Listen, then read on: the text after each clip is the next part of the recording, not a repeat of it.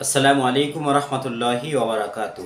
গাজা ও ফিলিস্তিন ইস্যুতে কিছু লেখলে, বললে, স্লোগান দিলে গাজাবাসীর উপকার হবে না, এমনটি যদি আপনি বলে থাকেন তাহলে আপনি ভুলের মধ্যে আছেন।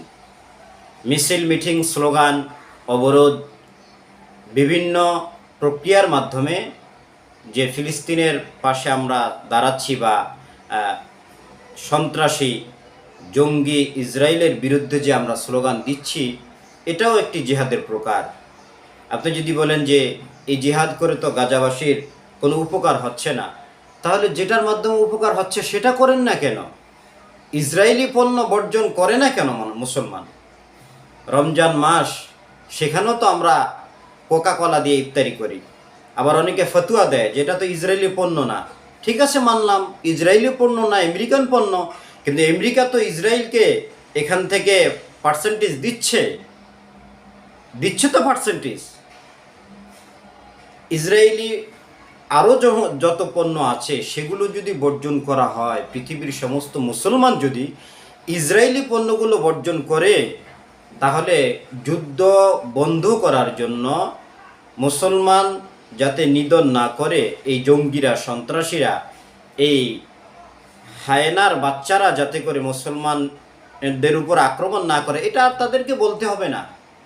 যখন পৃথিবীর সমস্ত মুসলমানগুলো এই হায়নার বাচ্চাদের পণ্য বিক্রি বন্ধ করে দিবে, পণ্য কিনা ক্রয় করা বন্ধ করে দিবে, তখন এমনিতেই হায়নারা না খেয়ে মরবে, অচল হয়ে যাবে।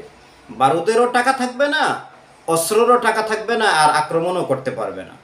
অতএব এখন তাদের বিরুদ্ধে সশস্ত্র বিপ্লব, সরাসরি যুদ্ধ করার যাদের সামর্থ্য আছে, যে সমস্ত মুসলিম দেশগুলো, তারা কেন বসে আছে সেটা তারাই ভালো জানে, আল্লাহই ভালো জানে। তারা কেন ইসরায়েলের উপর আক্রমণ করছে না, কোন শক্তি তাদেরকে ইসরায়েলের উপর আক্রমণ করা থেকে বিরত রাখছে, সেটা একমাত্র তারা জানে আর আল্লাহ ভালো জানে।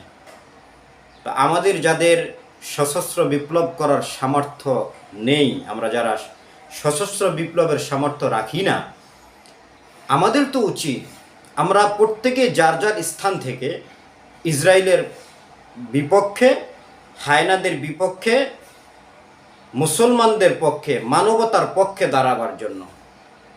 গোটা পৃথিবীতে মুসলিম ছাড়া যত ধর্মের লোক আছে, চাই সেটা ইহুদি হোক, চাই খ্রিস্টান হোক, চাই বৌদ্ধ হোক, চাই হিন্দু হোক, সবগুলোই হচ্ছে জঙ্গি, সন্ত্রাসী, হায়নার বাচ্চা, সবগুলো। হিটলার 60 লক্ষ ইহুদিকে হত্যা করেছিল। তাকে জিজ্ঞেস করেছিল, আপনি ইহুদিদেরকে এভাবে গণহারে কেন হত্যা করেন? এই প্রশ্নের প্রতিউত্তরে হিটলার বলেছিল, আমি এখন পর্যন্ত 10 লক্ষ ইহুদিকে হত্যা করতে পারিনি।